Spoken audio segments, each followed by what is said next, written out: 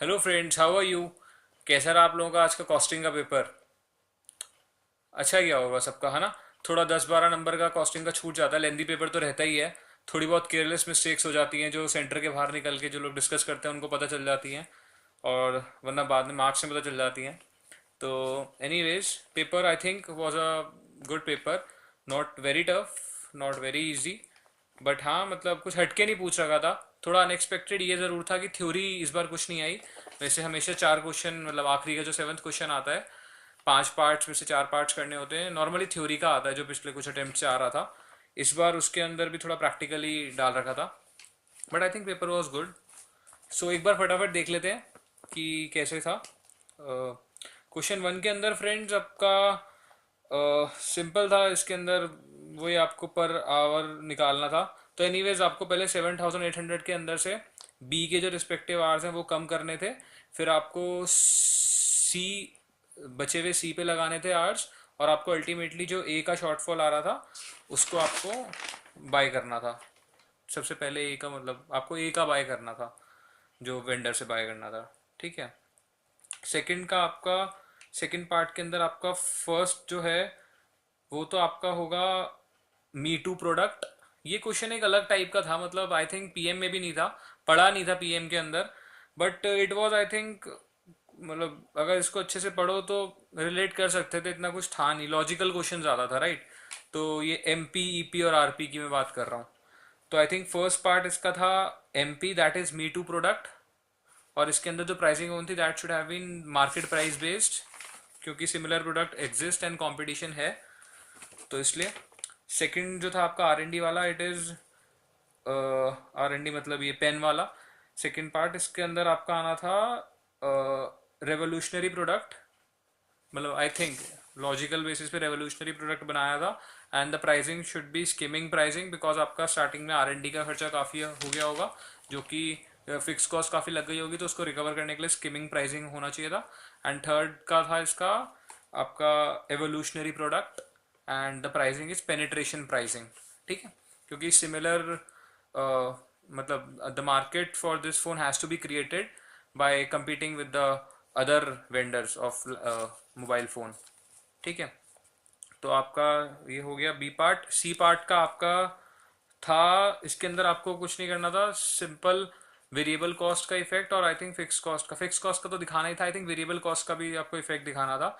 तो इसके अंदर आपका सेलिंग प्राइस 8 और वाई का 8,000 और 9,000 आ गया। फिर उससे पीवी रेशियो से आपने कंट्रीब्यूशन निकाल लिया। कंट्रीब्यूशन के बाद आपका ब्रेक इवन गिवन है 400 यूनिट्स का, तो उससे आपकी फिक्स कॉस्ट आ गई BP, sorry, BEP equals to fix cost upon contribution वाले फॉर्मूले से आपकी फिक्स कॉस्ट निकल आएगी। और सिमिलरली आपको वेरिएबल कॉस्ट का इफेक्ट दिखाना था कि 10,000 पे अगर 25% करते हैं, जैसे सपोज एक्स प्रोडक्ट के केस में, तो 2500 वेरिएबल कॉस्ट थी। अब 8,000 पे 25% करते हैं तो आपका 6,000 वेरिएबल कॉस्ट बन रही थी। तो ये जो वेरिएबल कॉस्ट के अंदर 2,000 का डिफरेंस आया, ये भी आपको दिखाना था। तो दोनों तरफ से कॉस्ट रिडक्शन, एक आपका वेरिएबल कॉस्ट और एक फिक्स कॉस्ट। मैंने फिक्स कॉस्ट लिखा है सिर्फ, बट फ्रेंड्स ने बताया कि वेरिएबल कॉस्ट भी आएगा इसके अंदर। थर्ड आपका जो डी पार्ट था फिर क्वेश्चन फर्स्ट का, उसके अंदर आपका आंसर था नो। उसका रीज़न ये था कि इसके अंदर जो minimum number of line draw करेंगे वो 2 होती। ठीक है। तो 2 होती तो उस केस के अंदर ये हमारा जो असाइनमेंट का ऑर्डर है, order is 3, because 3x3 matrix है। तो फिर हमें इसके अंदर इसको इम्प्रूव करना पड़ेगा सॉल्यूशन को। फिर हम जो एक फॉर्म वो लगाते थे, इसके अंदर एक स्टेप यूज़ करते थे कि ए बी सी डी के अंदर से जो भी मिनिमम होगा वो हम इंटरसेक्शन पॉइंट पे ऐड कर देंगे, और बाकी सेल्स के अंदर से वो लीस्ट कॉस्ट वाला सेल लेस कर देंगे। तो इन एनी केस जो हमारा जीरो होता दैट वुड हैव, मतलब R1C1 that would have in the intersection point. तो इंटरसेक्शन के बाद इसके अंदर ऐड हो जाता ए बी या सी या डी में से जो भी लीस्ट कॉस्ट था। तो उस केस के अंदर ये हमारा जीरो नहीं रहता अगले स्टेप में, दैट्स वाई यहाँ पे हमारा कोई भी एलोकेशन नहीं होगा। तो आंसर वॉज नो। उसके बाद आपका 2 का फर्स्ट पार्ट, 2 का फर्स्ट पार्ट ये एक्चुअली फ्रेंड्स मैंने नहीं करा, ये मैंने नहीं करा, 2 का फर्स्ट पार्ट नहीं करा मैंने। 2 का बी पार्ट ये सिंपल हम हमारा, मैं इसमें बताऊं क्या, इसमें आपका वही था, मतलब ये तो आप सबका सिंपल सा क्वेश्चन था क्रैशिंग का। ठीक है, इसके अंदर वही हमारा पूरी ये टेबल कंप्लीट करके, मतलब इसी के अंदर हम एल एफ टी कन्वर्ट करके कॉस्ट स्लोप हमें दे रखी है, इसके हिसाब से हम क्रैशिंग कर लेंगे। काफ़ी लोगों ने इंक्लूडिंग मैंने इसके अंदर नेटवर्क वो डायग्राम बना दिए, क्योंकि उसके बिना मुझसे नहीं सॉल्व हो रहा था। तो उसके बाद तो चलो ठीक है, हो गया। बस ये टेबल से ही आपका project completion time, critical path निकल जाएगा, एल एफ टी निकल जाएगा। ठीक है, ये तो क्रैशिंग का मतलब सिंपल था। उसके बाद आपका आ गया क्वेश्चन थर्ड। क्वेश्चन थर्ड के अंदर आपको पहले फर्स्ट 249 यूनिट्स का निकालना था। ये जो हमारा सिंपल लर्निंग का आपका क्वेश्चन है, प्रैक्टिस पैनल का क्वेश्चन था। इसके अंदर हमें पहले 249 का निकालना था, उसके बाद हमें 250 का निकालना था एवरेज कॉस्ट, फिर टोटल कॉस्ट निकालनी थी 250 की, और उसमें से माइनस करनी थी टोटल कॉस्ट 249 यूनिट्स की। तो हमारे पास 250th यूनिट की कॉस्ट आ जाती। फिर हमें 250 यूनिट्स की कॉस्ट तो हमने निकाल ही लिया, टोटल कॉस्ट लेबर की। उसके अंदर ऐड करनी थी 750 यूनिट्स की कॉस्ट उस रेट पे जो जो हमने 250th यूनिट की कॉस्ट निकाली थी, और जो भी इनका टोटल आएगा वो हमारा बन जाएगा आंसर। ठीक है, स्टैंडर्ड सेकंड फर्स्ट पार्ट भी निकल जाएगा, सेकंड पार्ट भी निकल जाएगा। हाँ, सेकंड पार्ट के अंदर हमें लेबर एफिशिएंसी वेरिएंस निकालना था, वही हमारा 1000 यूनिट्स इंटू 40, क्योंकि 40 रेट हमारा दिया है फर्स्ट यूनिट का, तो 40,000 माइनस जो हमारा फर्स्ट का आंसर आया था 1000 यूनिट्स का। ठीक है, वो इतने नंबर ऑफ आवर्स इंटू हमारा 96 रुपीज़ पर आवर। तो ये लैक्स में समथिंग आंसर आ रहा था, बहुत ऑकवर्ड सा आंसर आ रहा था, बट ठीक था। मतलब आंसर अजीब सा था, बट कुछ लैक्स में आ रहा था, 3 लाख समथिंग। ठीक है, थर्ड पार्ट आपका इसका था अ, हाँ सॉरी, ये थर्ड पार्ट का ही मैंने आंसर बताया था। ठीक है, तो सेकंड पार्ट का तो आपका वही नॉर्मल वेरिएंस निकल जाएगा। ठीक है, आपका इसका क्वेश्चन थर्ड का बी पार्ट, इसके अंदर initial solution bye least cost method. तो आपके एलोकेशंस आ रहे थे D1 F1 पे, D1 F2 पे, D1 F1 D1 F2, हाँ, फिर D2 F2 पे, और फिर D3 F3 पे। ठीक है, ये सारे एलोकेशंस आ रहे थे, इसके बेसिस पे हमने इनिशियल सॉल्यूशन निकाल लिया। सेकेंड पार्ट आपका नॉन डीजेनरेसी पूछ रहा है वो, तो ये डीजेनरेसी होता, क्योंकि इसके अंदर जो हमारा हमें कंडीशन सेटिस्फाई करनी पड़ती है कि minimum number of allocation equals to m+n-1, तो वो कंडीशन सेटिस्फाई नहीं कर रही थी।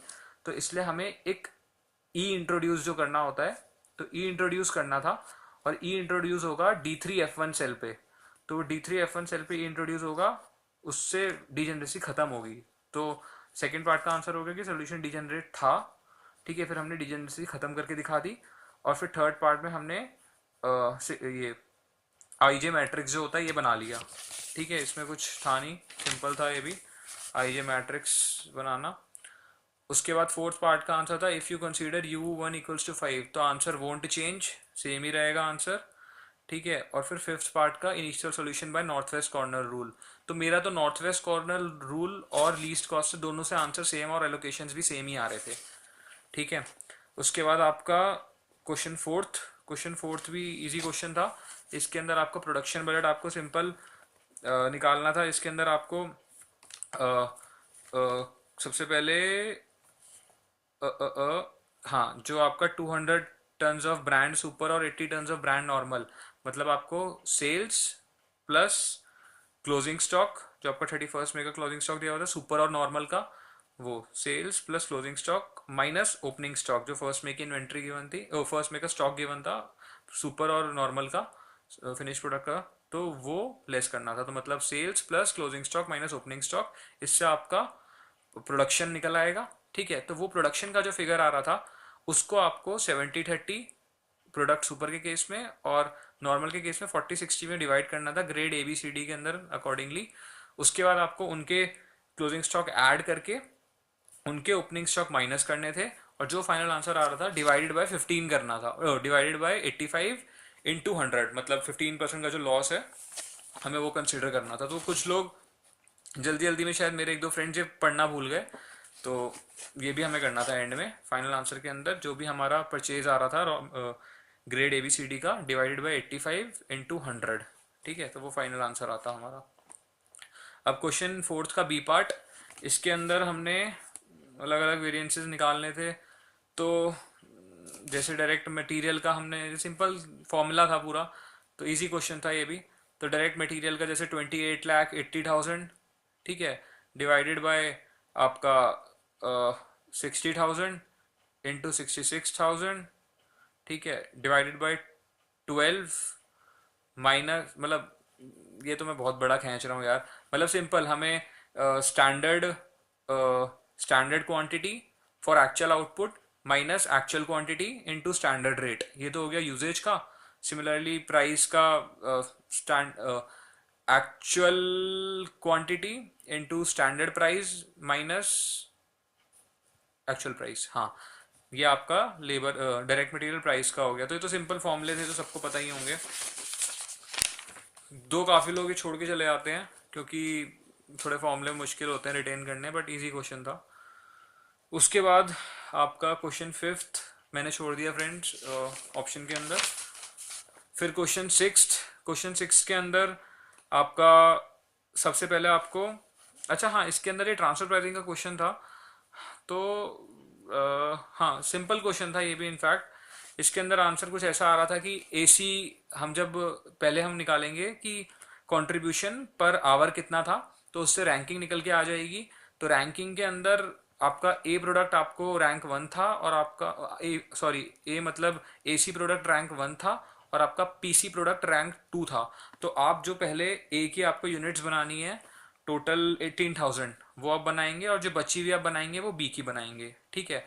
अब इसका फर्स्ट पार्ट हमसे पूछता है, अगर 12,000 यूनिट्स मांगता है, तो 12,000 यूनिट्स बी मांगता है, तो उस केस में जो आपका पीसी प्रोडक्ट का सारा अमाउंट था, सारा जो आप बना रहे थे, वो सारा का सारा आपका अपॉर्चुनिटी कॉस्ट बन जाएगा। तो उस पर आप जो कॉन्ट्रीब्यूशन अर्न कर रहे थे, I think it was amounting to 40 something thousand, 48,000 something.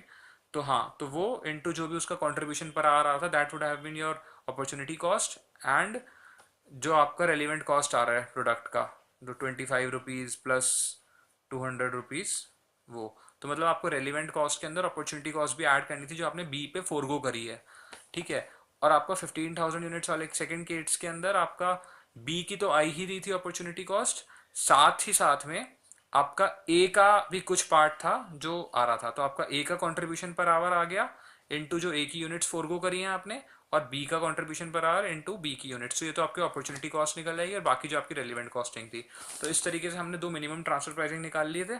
उसके बाद थर्ड पार्ट के अंदर maximum price that B will offer, तो ये आपका 450 माइनस 70, तो आई थिंक 380 इसका आंसर आ रहा था। थर्ड पार्ट का आंसर 380 आ रहा था शायद। अब फ्रेंड्स मुझे इसमें ये समझ नहीं आया कि ये 6 लाख आवर्स का क्या रेलिवेंस था। इनफैक्ट इसके अगले दो पार्ट्स के अंदर भी ये 6 लाख आवर्स का क्या रेलिवेंस होता, तो मेरे को समझ नहीं आया क्या था, ना मेरे किसी फ्रेंड को समझ में आया। आई थिंक कि पता नहीं, यह 60,000 आवर्स होना तो नहीं चाहिए था, क्योंकि बी के टोटल 60,000 आवर्स लग रहे हैं। अब पता नहीं ये क्या था। तो एनीवेज अगर आपको पता हो तो प्लीज़ बताना, बट मुझे समझ नहीं आया ये 6 लाख आवर्स क्या है। तो यार फोर्थ और फिफ्थ पार्ट नहीं समझ में आया। फिर उसके बाद सिक्स्थ का बी पार्ट, ये आपका सिंपल क्वेश्चन था। इसके अंदर आपको आ, मतलब सिंपल आपको किलोमीटर डिलीवरी के अंदर दिया हुआ, उसको नंबर ऑफ डिलीवरी से मल्टीप्लाई करना था, ठीक है। उसके बाद आपको नॉर्मल डिलीवरी कॉस्ट पर किलोमीटर दी हुई है, उससे मल्टीप्लाई करना था। तो एक तो आपकी नॉर्मल डिलीवरी कॉस्ट आ जाएगी, और रश डिलीवरी कॉस्ट आपको दिया हुआ है 200 प्लस रश डिलीवरी। तो ऐसे करके आपकी स्टेटमेंट बन जाएगी कि contribution per unit into number of units minus normal delivery cost minus rush delivery cost. तो ऐसा आपको चारों का वो निकल जाएगा प्रॉफिट चारों कस्टमर का। उसके बाद सेकंड पार्ट के अंदर how much can pH reduce, तो अल्टीमेटली हमें ये दिखाना था कि फर्स्ट केस के अंदर जब हमने शीट बनाई थी first A part one part के अंदर, तो उसके अंदर ए बी सी का जो टोटल आ रहा था, आई थिंक सी का नेगेटिव आ रहा था, ठीक है। तो ए बी सी का जो टोटल आ रहा था that should have been equal to जो भी हमने नया अरेंजमेंट करा है, ए सी सॉरी ए सी और डी का, हाँ ए सी और डी का। तो ऐसे करके इक्वेट करके हमारा आंसर निकल के आ रहा था। तो मेरा तो answer 6 rupees something, 60 rupees something आ रहा था जो रिडक्शन करनी थी, ठीक है। और सेवन्थ पे आ जाइए। फिर सेवन्थ का ए पार्ट, ये हमारा पूछ रखा था सिंप्लेक्स वाले से, लीनियर इक्वेशन से।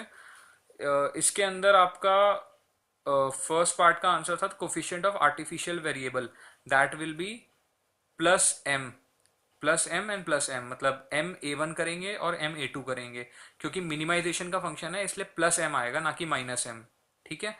और सेकेंड पार्ट का, will S1 and S2 be part of initial solution, no, because non negativity constraint जो होता है, जो हम लोगों ने पढ़ा है सिंप्लेक्स के अंदर, तो because of non negativity constraint हमारा S1 S2 नहीं आएंगे और आर्टिफिशियल वेरिएबल्स आएंगे, that is A1 and A2 initial solution के अंदर, सॉरी। ठीक है। इसका बी पार्ट हमारा, आई थिंक ये अजीब सा क्वेश्चन था, मतलब इजी था, बट अगर यही करना था तो इसके अंदर आपको बस परसेंटेजेस निकालने थे, और परसेंटेजेस निकालने के बाद एज पर पैरेटो एनालिसिस 80-20 का जो हमारा रहता है सीन, तो 80% आपका बन रहा था non uniform grinding of lenses, scratches on the surface और रफ एज ऑफ लेंसेज, इन तीनों का मिला के 80% बन रहा था, बाकी का 20% बन रहा था। तो answer is the company should focus on these 3 areas. फिर सेवंथ का सी पार्ट, इसके अंदर आपको throughput, contribution, operating cost and investments में डिवाइड करना था। तो मैंने तो कुछ ऐसे करा है, cost of equipments and building, नीचे से स्टार्ट कर रहा हूँ, cost of equipment and building, investment, sales, throughput, stock of raw material का पता नहीं, मतलब I think it should be investments, पता नहीं मेरे को, बट आई थिंक इन्वेस्टमेंट्स। ठीक है। फिर आपका लेबर कॉस्ट या तो थ्रूपुट, फिर उसके बाद डेप्रिसिएशन आपका ऑपरेटिंग, फिर raw material use for production आपका थ्रूपुट, रेंट यूटिलिटीज आपका ऑपरेटिंग, और फिर रिसर्च एंड डेवलपमेंट आपका इन्वेस्टमेंट्स। ठीक है। फिर उसके बाद डी पार्ट मैंने ऑप्शन में छोड़ दिया, और फिर ई पार्ट के अंदर आपको क्लासीफाई करना था। तो R&D कॉस्ट सबसे पहले पूछा हुआ है, बच्चों ने R&D देखते ही इसको, मतलब बच्चे कह रहा हूँ क्या, मतलब मेरे दोस्तों ने R&D देखते ही इसको ये कर दिया, क्या कहते हैं, संक कॉस्ट कर दिया, बट ध्यान से देखो R&D का लिखा हुआ है it is planning to do research, तो I think it will be relevant cost. ठीक है। Second, cost of market survey, ये संक कॉस्ट आएगी क्योंकि ये हो चुकी है। ठीक है। तो ये हमारा historical cost and sunk cost दोनों कह सकते हैं। ठीक है। और थर्ड पार्ट जो है the profit on the telephone instrument, जो सबसे इजी, सबसे कॉन्फिडेंस जो सब बच्चों ने करा होगा, opportunity cost, the benefit foregone. तो फ्रेंड्स पेपर आई थिंक ठीक था, not very tough, not very easy, थोड़ा ट्रिकी था, बट सही था। तो थोड़ा छूटा ज़रूर होगा, but it was okay. And I hope कि अगले 2-3 पेपर इनफैक्ट बस सही आए और फटाफटा पेपर ख़त्म हुए, बिकॉज इस लेवल के बाद आके फ्रस्ट्रेशन होनी स्टार्ट हो जाती है यार। ठीक है। चलो, all the very best, do well in the next 3 papers also, so take care, bye bye, thank you.